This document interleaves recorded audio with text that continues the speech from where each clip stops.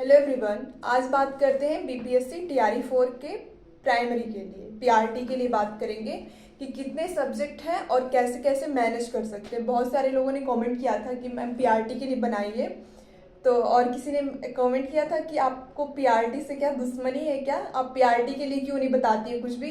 तो देखिए, मैं ये सोचती हूँ कि जिस चीज़ में मैंने एग्ज़ाम निकाला है, मतलब कि मेरा अगर टीजीटी में एग्ज़ाम निकला है और मैंने एग्ज़ाम ज़्यादातर जूनियर और टीजीटी का दिया है, तो मैं उसी के लिए वीडियो बनाऊँ, ताकि ये ना हो कि इस चीज़ का मैंने एग्ज़ाम नहीं दिया, उस चीज़ का वीडियो कैसे बना रही हूँ। बल्कि जबकि मैंने टीआरई 1 का एग्ज़ाम दिया है पीआरटी के लिए, क्योंकि बीएड बाहर हो गया, इसलिए पीआरटी का फिर हम लोग दे नहीं सकते हैं।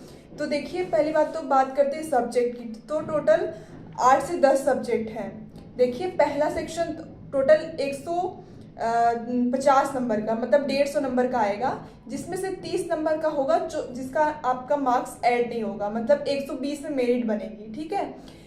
22 नंबर की हिंदी आएगी और 8 नंबर का इंग्लिश आएगा, जिसमें से सिर्फ आपको पासिंग मार्क 8 से या 9 नंबर, 7 या 9 नंबर लाना है। ठीक है। तो उसको पढ़ के बहुत ज़्यादा जाने की ज़रूरत नहीं है, क्योंकि वो हो जाता है। मेरे 28 से 29 नंबर आते हैं 30 में से, जो हिंदी और इंग्लिश का है। सिर्फ उसमें पासिंग मार्क्स लाने हैं, उसमें मेरिट नहीं बनेगी। ठीक है।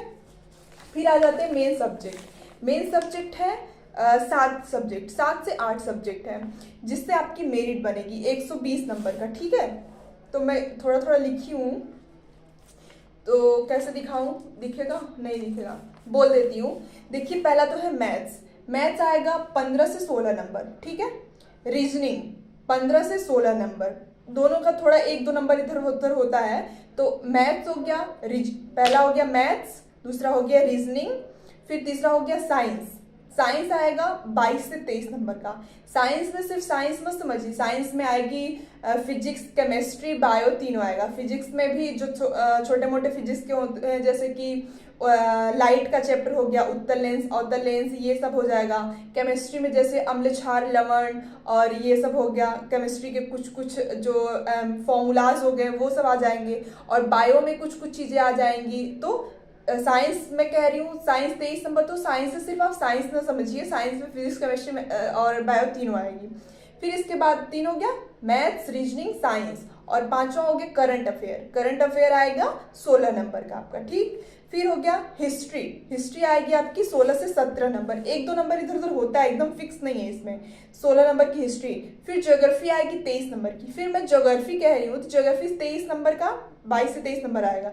ज्योग्राफी में सिर्फ ज्योग्राफी नहीं आएगी, ज्योग्राफी में आएगा बिहार स्पेशल और भारत का भौतिक भूगोल। फिर हो जाएगा ईवीएस। ईवीएस में जैसे कि फूड चेन वगैरह आती है, ये सब आ जाएगा। तो हिस्ट्री ज्योग्राफी कहने से सिर्फ ज्योग्राफी मत समझिए, इसमें भारत का भौतिक भूगोल और बिहार स्पेशल और ईवीएस सब ऐड है। ठीक। 6 हो गया टोटल। फिर हो गया पॉलिटी। पॉलिटी आएगी 9 नंबर की, 8 से 9 नंबर की। तो ऐसे टोटल हो गया 120 नंबर। ठीक है। टोटल 7 सब्जेक्ट बन रहे हैं, आपके पास 7 दिन है, उसके हिसाब से आप डिवाइड करिए। जैसे अगर मान लीजिए एक दिन में 2 सब्जेक्ट करिए, अगर आप 7 सब्जेक्ट है, 7 दिन है, एक दिन में एक सब्जेक्ट करते हो ना, तो अगर आप मैथ्स कर रहे हो तो दिन भर अगर आप मैथ्स करोगे तो आपकी प्रोडक्टिविटी कम हो जाएगी।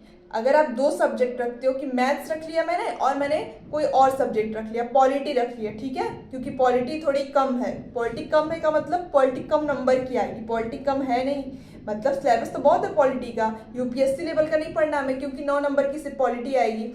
तो ऐसे करके आप मैथ्स कर लो या फिर हिस्ट्री कर लो। ठीक है। थोड़ा देर मैथ्स पढ़ो, फिर हिस्ट्री पढ़ो, फिर मैथ्स पढ़ो, फिर हिस्ट्री पढ़ो, पूरे दिन में ऐसे करके तब आपकी प्रोडक्टिविटी बढ़ती है। वो एक रूल है कि अगर आप सिर्फ एक ही चीज़ पे अटके हो तो आपकी प्रोडक्टिविटी ऑटोमेटिक कम हो जाती है। फिर हो गया ये। फिर ट्यूसडे को कर लो रीजनिंग कर लो।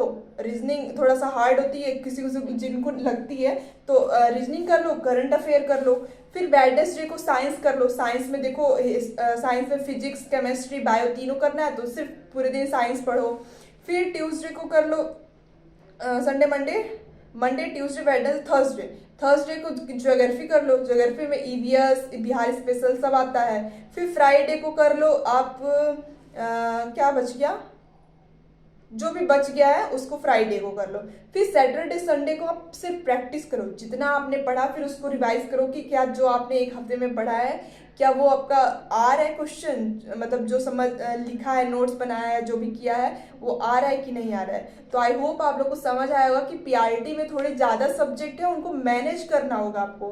टीजीटी पीजीटी पीआरटी से टफ नहीं है, क्योंकि पीआरटी में सब्जेक्ट ज़्यादा है और मुझे तो पीआरटी ही टफ लगता है। टीजीटी पीजीटी में ये है कि मेरा 80 नंबर का सब्जेक्ट आएगा और जो भी जीएस है 40 नंबर का, तो मैं कर लेती हूँ। लेकिन जो पीआरटी है इसमें नंबर ऑफ सब्जेक्ट ज़्यादा है, उसको मैनेज करना थोड़ा सा टफ है। तो इसलिए आप अपने हिसाब से बनाइए जो आपको इजी लगे। एक दिन में 2 सब्जेक्ट करिए, उसके अकॉर्डिंग जो आप ज़्यादा कर लो, ठीक है। मैं करती अपने लिए, तो मैं मैथ्स और पॉलिटी को एक साथ करती, रीजनिंग और करंट अफेयर को एक साथ करती, साइंस को अकेले पूरे दिन पढ़ती, और ज्योग्राफी और ईवीएस को एक साथ, ज्योग्राफी ईवीएस, फिर फ्राइडे को हिस्ट्री कर लेती, फिर इसके बाद सैटरडे संडे को पूरा जो भी पढ़ा है उसको रिवाइज कर लेती, ठीक है। आई होप आपको समझ आ गया होगा कि पीआरटी के लिए क्या क्या करना है। फिर इसके बाद कुछ कमेंट्स आए थे, तो वो उसका मैं जवाब दे देती हूँ। एक लोगों ने पूछा था कि क्या मैं कोई ऑनलाइन बैच ली थी, तो मैं कोई भी ऑनलाइन बैच नहीं ली थी, लेकिन मैं सारे ऑनलाइन बैच को देखा करती थी। जैसे टीचिंग परीक्षा हो गया, सचिन सर का हो गया, अध्ययन मंत्रा हो गया, ये लोग ना मैराथन चलाते हैं जब एग्जाम पास में आता है। 4 घंटे का, अगर मान लीजिए कि उन्होंने ज्योग्राफी चला दिया, बिहार स्पेशल चला दिया, करंट अफेयर चला दिया, उत्कर्ष क्लासेस, तो वो मैराथन्स मैं देख लेती थी, देखती जरूर थी, जो फ्री के क्लासेस होते थे, बैच खरीदना वाला काम नहीं करती, तो ऐसे देख लेती थी। कोई बैच नहीं लिया था मैंने, ठीक है। और कौन सी सबसे बेस्ट, किसी ने पूछा था बेस्ट प्रैक्टिस सेट, तो देखिए सबसे best practice set BPSC TRE के लिए यूथ पब्लिकेशन और पूर्वालोकन, बीपीएससी पूर्वालोकन जो आता है उसके ऑनलाइन भी वीडियोस हैं। अगर आपके पास पैसे नहीं बुक खरीदने के लिए, ऑनलाइन भी बहुत सारे साइंस के और हिस्ट्री के, ज्योग्राफी के सारे यूट्यूब पे पड़े हुए फ्री 4-4, 5-5 घंटे की मैराथन से। आप लोग टेलीग्राम ज्वाइन कर लीजिए, मैं उस पर सेंड कर दूंगी कुछ, ठीक है।